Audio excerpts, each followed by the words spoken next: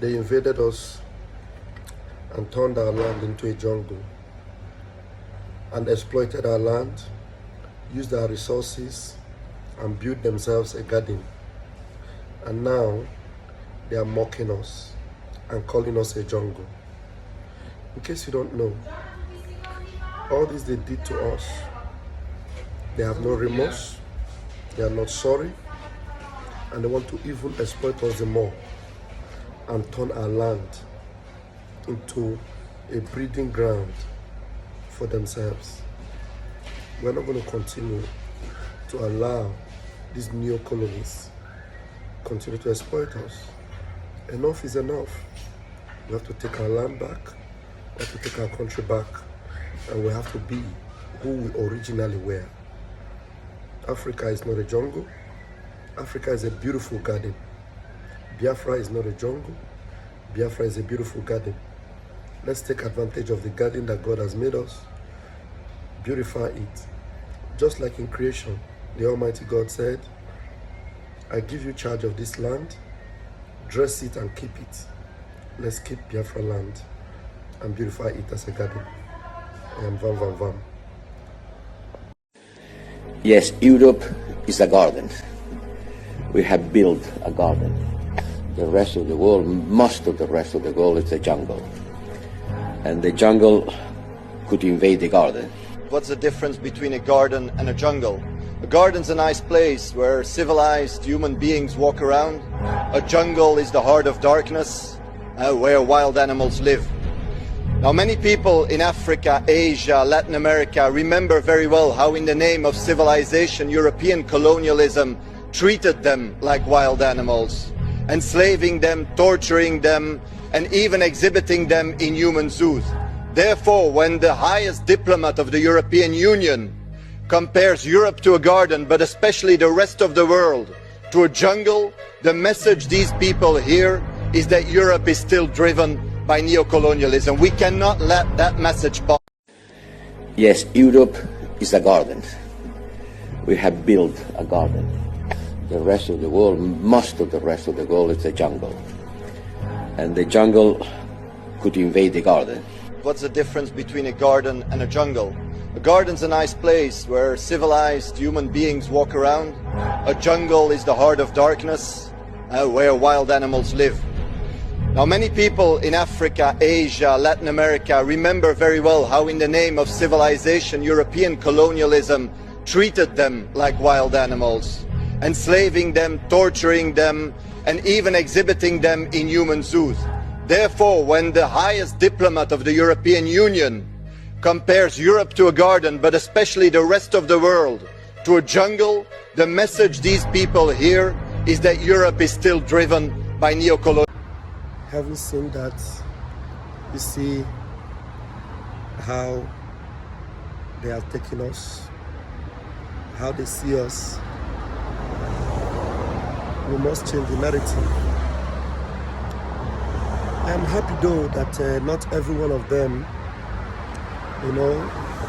believe in that oppressive system, that monopoly system, or that domineering system. Not every one of them have that mentality. There are still some good guys in Europe. There are still some good guys in America. Like that a parliamentarian from Belgium. I'm sure that guy from Belgium understood very well what Belgium did to Africa. Is it a Leopold and what have you?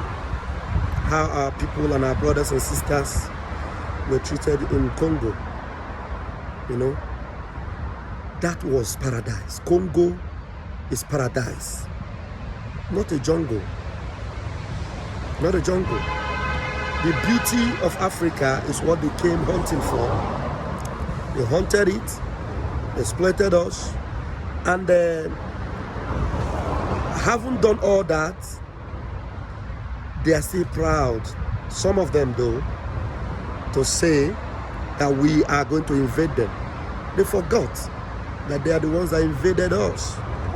They invaded us and exploited us. But anyway, We are not going to continue to bemoan our misery. We must rise up now and change the narrative.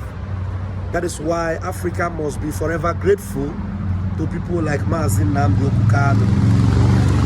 But it is too painful that so many people that matters in Africa, you know, have seen and are aware of what happened to Mazin Nnamdi Kanu, you know, in the hand of the willing tools in Nigeria.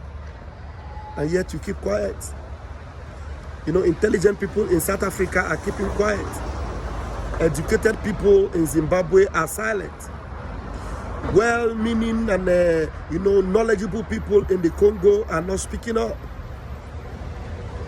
Mazin Nnamdi Kanu means well, not only for his people in Biafra, but for the whole of Africa. Because Biafra must come. The coming of Biafra will mark the end of Europe, or the end of the eyes of Europe, inside Africa, or the eyes of America inside Africa, or the eyes of China inside Africa. The emergence of Biafra will put an end to the exploitation. That is why, if you are not speaking up already on behalf of Mazin Nnamdi Kanu, begin to do that now, because it is for your own good and you have to do that. You know, I will try and put up another video here where one of our, you know, bright sons in Africa spoke up by saying that Hitler eliminated, you know, 6 million, and they call him the worst human being on earth. They consider him even a devil. But Leopold of Belgium, you know, eliminated over 20 million people in the Congo, and nobody is talking about it. This is the time for Africa. This is the time for us to begin to talk. This is the time for us to begin to take back what belongs to us. We will not die in silence. Gone are the days when they will speak and we will fear. Gone are the days when we look at their color and we think that they are more superior. Gone are those days. Today, we understand who we are. We understand who we are. Chocolate color, they call us black. No, you shouldn't conclude yourself to be black. Some of them, you see them as their color is, they want to go to the sun and they want to look like us. Tell me, if they are so perfect, why do they want to look like us sometimes? You see the deception in them? Anyway, we are more aware now and we know better. And so this is the generation of Africa that will change the narrative of yesterday. My name is Raphael Chiamaka Jere, aka Pastor Vam Vam Vam. Please subscribe to this channel, share this message, and let it go viral. Thank you very much, and be blessed. Mazin Nnamdi Kanu must be free. Mazi Simon Ekpa needs our support in doing everything he's doing for the freedom of Mazin Nnamdi Kanu. I love you, but Chukwu Kikabiama, our God, loves you more. Our God is Chukwu Kikabiama. So we must not allow them to tell us what to call our God, what to call our nation, what to call our states. We must begin to be proud of who we are and of what we are. I leave it here until I see you again in my next video. Commerciano. Hitler kills 2 million white people. He is the most evil man that ever lived. Leopold kills 20 million Africans. He still does not appear on the list of the most wicked people that ever lived on the earth. There must be something wrong with this narrative. Totally something wrong with that narrative. It can be right by day, by night, by numbers, by mathematics, by ethnography. It cannot be right that the whole world watches the massacre of black people and says nothing.